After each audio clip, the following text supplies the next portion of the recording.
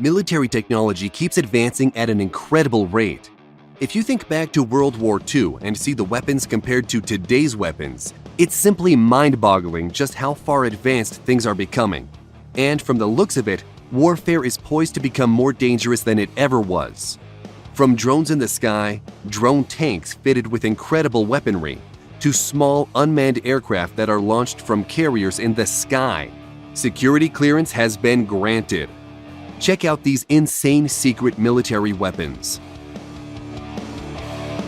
Russia's nuclear tsunami apocalypse torpedo, Poseidon. You might have heard of Russia's new weapon, which was called Status 6 or Canyon. It was once thought that the weapon was a hoax until researchers tracked the development of the system, which began in 2008. The torpedo was renamed Poseidon after the Russian military polled the public for a new name, although some say it should have been called the worst weapon ever. The Poseidon is said to have the ability to nuke entire coastal cities into oblivion and can trigger giant tsunamis. It is the largest torpedo ever built, measuring a ridiculous 65 feet long and it's 6.5 feet in diameter. This torpedo is designed to make long treks across entire oceans before detonating a massive 100 megaton thermonuclear warhead against a coastal enemy target. That's twice the explosive power of the Tsar Bomba, but some say that the weapon could only have a 2 megaton warhead. Still, plenty of power to destroy a coastal city. The weapon is so big that it needs its own special submarine, but there could also be special capsules made to launch them from.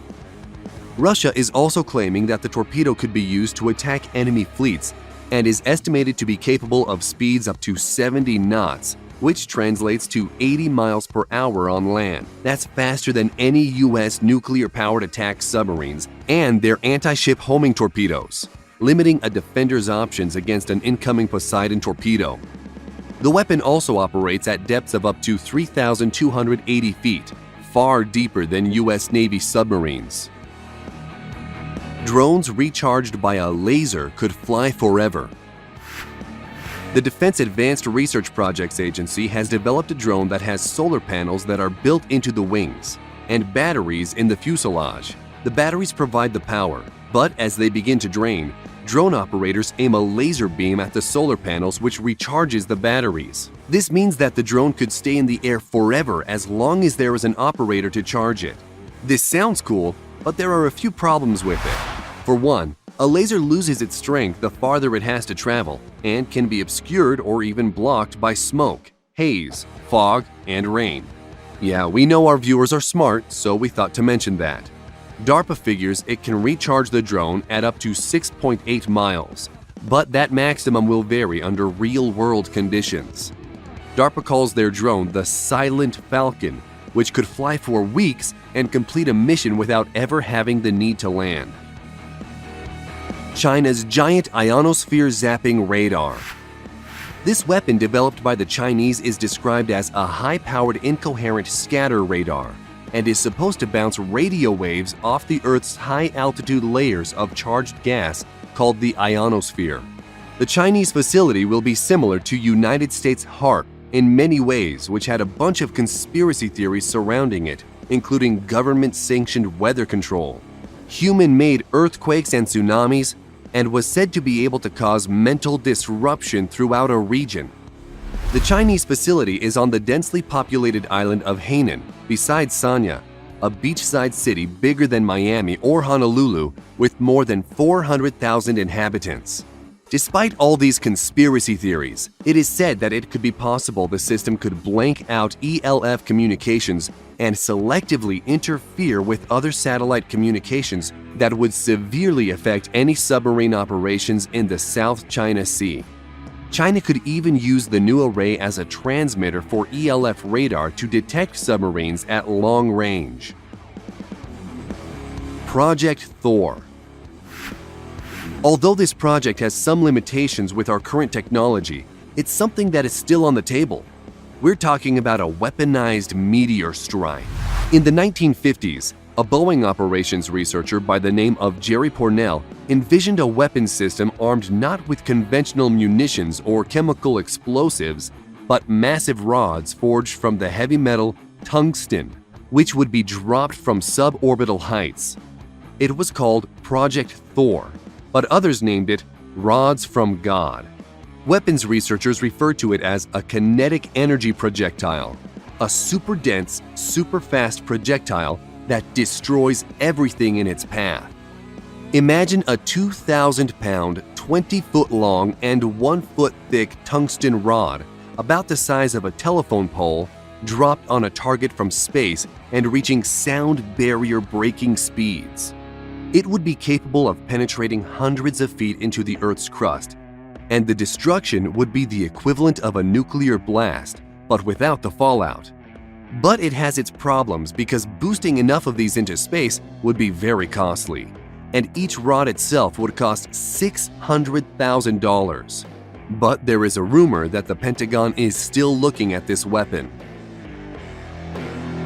Juliet Marine Systems Ghost. The Ghost is an advanced supercavitating stealth ship that reduces hull friction to 1/900th that of conventional watercraft. The Ghost uses a gyro-stabilized dual pontoon supercavitating hull that can run at top speeds through 10-foot waves. Called the Small Water Plane Area Twin Hull, or SWATH, it is controlled by 22 computer-controlled underwater control surfaces. When at rest or moving slowly, the Ghost sits in the water on its centerline module. At 8 knots or faster, the high-grade marine aluminum buoyant hulls lift the vessel and achieve full stability.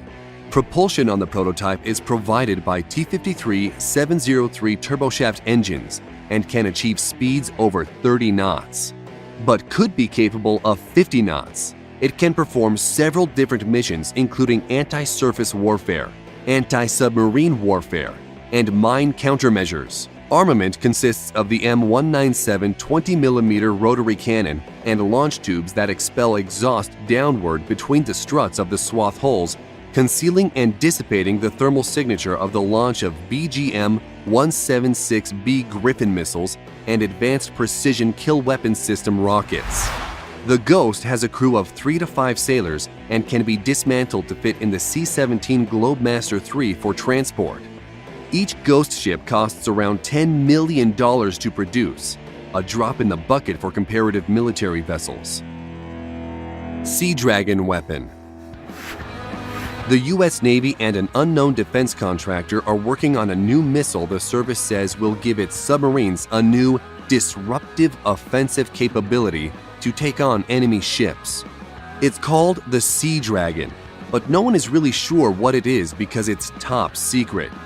However, it is known that the missile uses some current technology and could be the SM-6, which is designed to be launched by U.S. Navy Arleigh Burke-class destroyers and Ticonderoga-class cruisers to defend the fleet from cruise missiles, manned aircraft, unmanned aircraft, and even short-range ballistic missiles.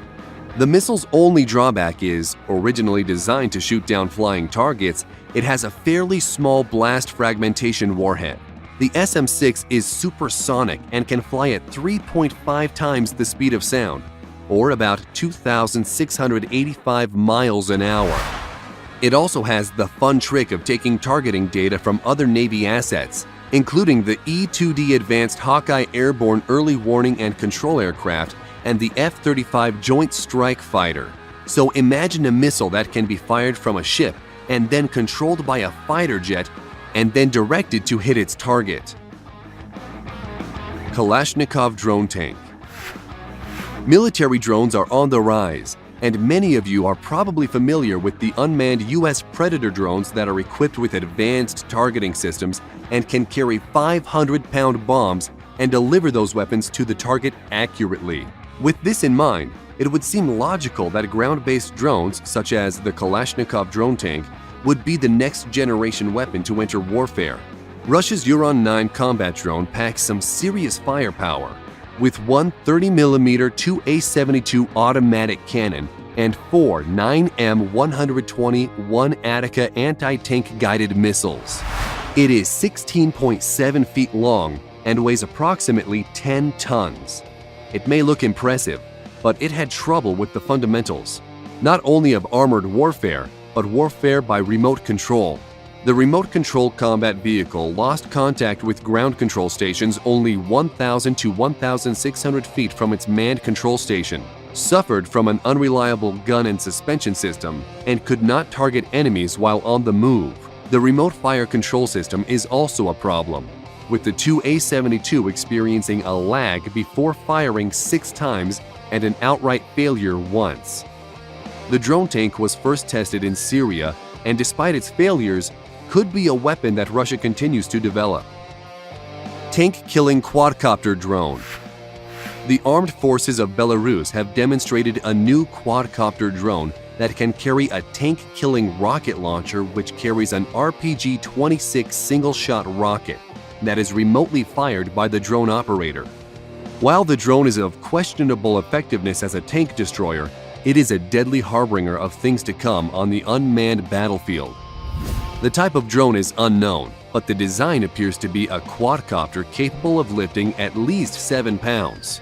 But the RPG it can carry has a range of about 250 yards, and the warhead it has can penetrate a 1.7-foot thick plate of rolled homogeneous steel armor, which is the standard metric for armor plating. However, the RPG-26 can't penetrate enough armor to take out an American M1 Abrams main battle tank, at least not head-on anyway, and it probably can't penetrate the M1's flank armor either. But a rocket-firing drone could conceivably maneuver to shoot at the top or rear of a tank, where armor is thinnest. The Belarusian tank drone is the start of what could become a very uncomfortable trend for Western tankers.